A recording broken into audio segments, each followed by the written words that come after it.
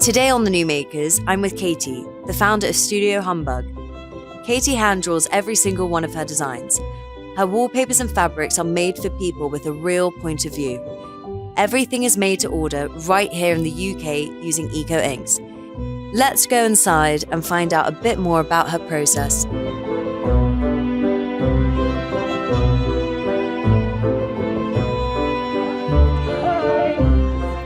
Hi Katie. Hi. So lovely to see you. Thank you so much for coming. We're so excited to find out all about your wonderful designs today.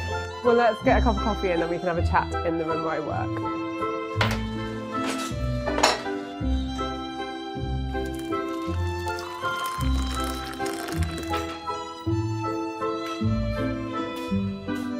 Okay, so this is the library, which sounds very grand, but the people we bought the house off, he was a professor, so he got this built, purpose-built. How long have you been here?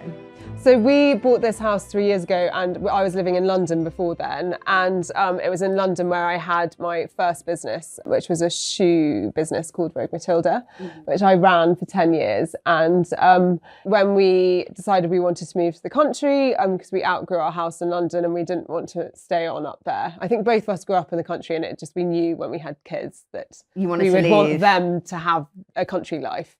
Because I was going to ask why you would leave fashion, because you had a really successful shoe business and it was going really well, and lots of people bought your wonderful designs. So it was quite a hard decision to make, and I think it probably came as quite a shock to a lot of people because, like you said, the business was going really well. I feel like when people say you've changed businesses, people assume that one of your businesses has failed or something. Yes. But I think for me, it was also like a massive lifestyle choice. Fashion is so fast. You're having to redo your business every 6 months. I'd sort of fallen out of love with the sustainability side of fashion.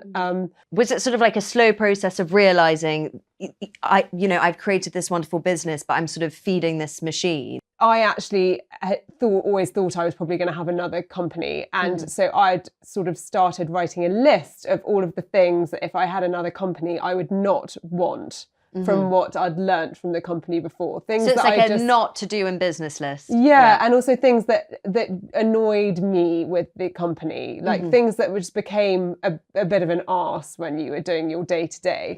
And then from a sustainability aspect, I guess, if you're ordering from all around the world, you're keeping up, fashion's very seasonal, isn't it? So you're keeping up with the machine of that. Exactly. I fundamentally think there's a lot of greenwashing around now. And I think any company should be trying to be as sustainable at its core. It shouldn't be something you have to shout about. It should just be in your business plan. It should be part of the machine. Yes. And so when it was nice being able to start a company again and be like, how can I try and be really sustainable with this? It's why I don't hold any stock. Everything is printed to order.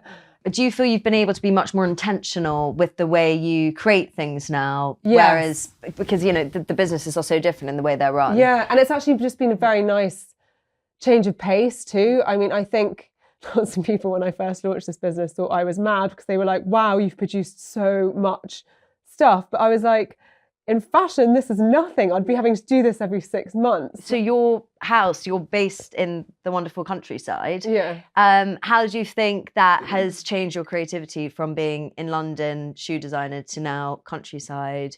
How does your setting inspire you? Sometimes when I start off with a design, it might just be something really simple, like a leaf that I've seen when I'm out on a walk, or the shape of something and that's when I think that's what I've become quite fascinated by now we're in the country, is I sort of collating and remembering those things and also trying to get them off my camera roll and actually absorbing what's going on around.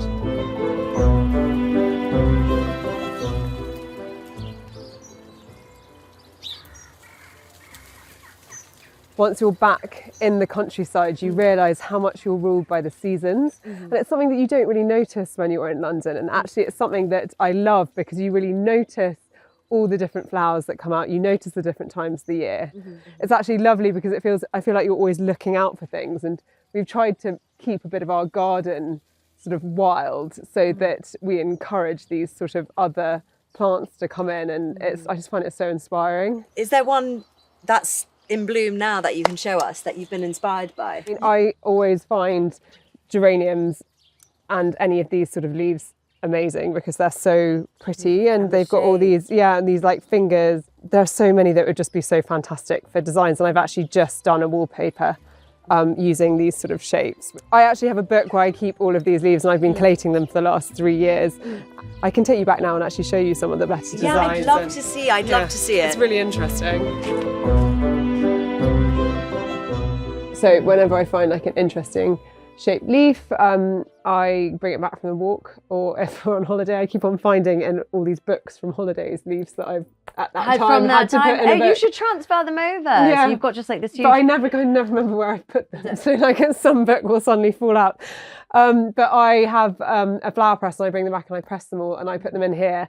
And actually, if I'm looking for inspiration, I'm more inspired by leaves than I am flowers. I don't know, something about flowers always feels a bit twee to me, as in I like using flowers in work, but do you know what I mean? They're very done and you suddenly are going into this quite floral category, whereas actually I think leaves are really beautiful, and I think most people sort of think of the sort of standard shapes of leaves, but there's actually so many little nuances, and actually that's what's nice when you're... They've got lots of texture as well, like what you were talking about. If I'm starting off with a design that's more of a botanical, like this one, I will start off by going through, I mean, that is literally there. It's the wild geranium that inspired that whole design.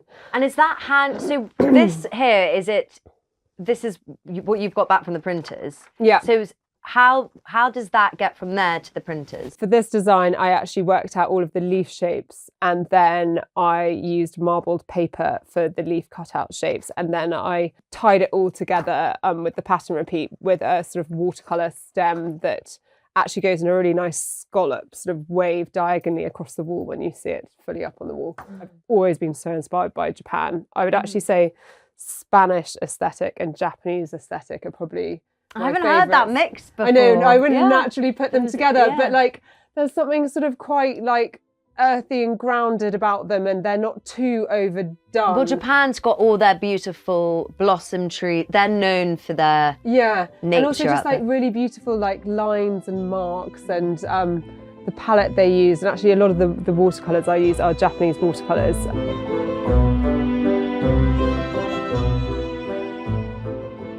A lot of designers, it's sort of digitally printed and it's like repeat and on Photoshop, as you were saying. Yeah, so that's why I go back to using a lot of these like techniques. I'm so interested in the medium, and it's just I want that sort of slight imperfectness. I want to see the marks on the page. I also want, because we're digitally printing, I want those marks to be able to see, even though it's digitally printed. I want the texture. We actually print on a really textured wallpaper, which I don't really see that much with other people using, because I want it to be akin to like art paper. And, and so even if I've got a very small pattern repeat, I will blow it out lots of times and I will repetitively paint that. And it's a very meditative form of painting compared to doing portraiture, or like I used to do a lot of sort of greyhounds and horses in motion and stuff when I was at school. And this is like very different, because it's like, it's essentially quite a sort of boring thing that you're painting, but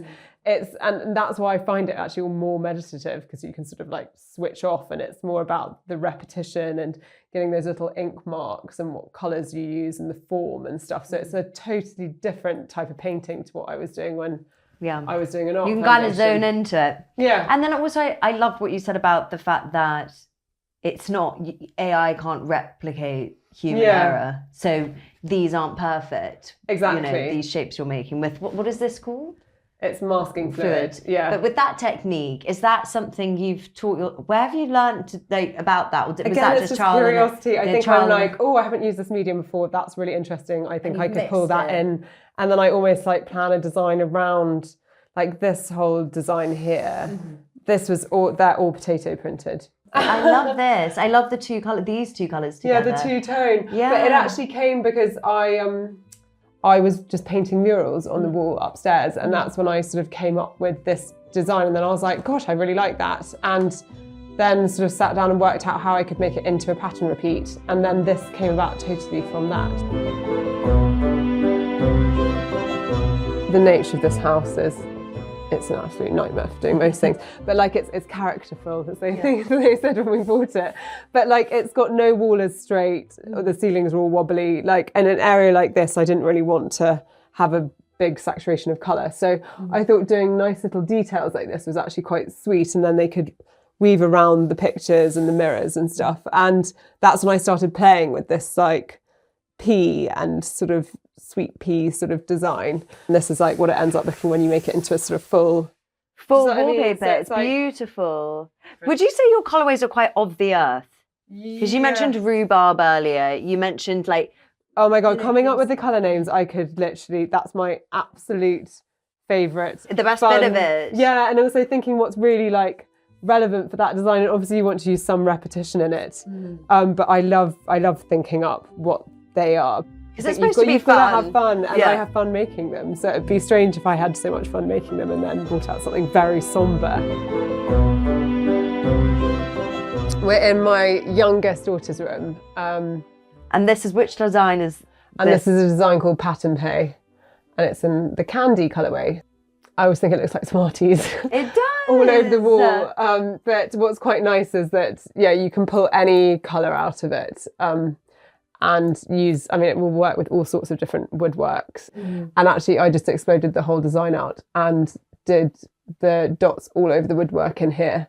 You feel like enveloped by it. Yeah, and is this one hand drawn as well? What was because the techniques you showed us downstairs? Yeah.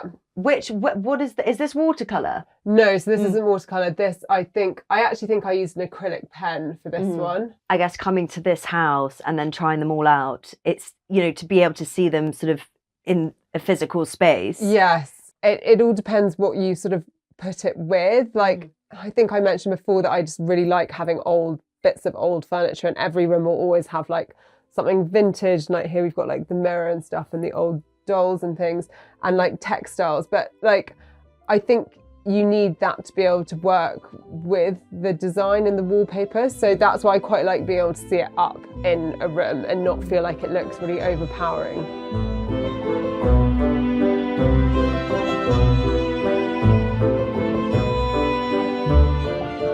Katie is a great reminder that in a world full of fast and forgettable, sometimes if you just take a minute to slow down and notice your surroundings, the most beautiful things can be made. Remember to like, subscribe and follow our YouTube channel, and join us next time for another episode of The New Makers TV.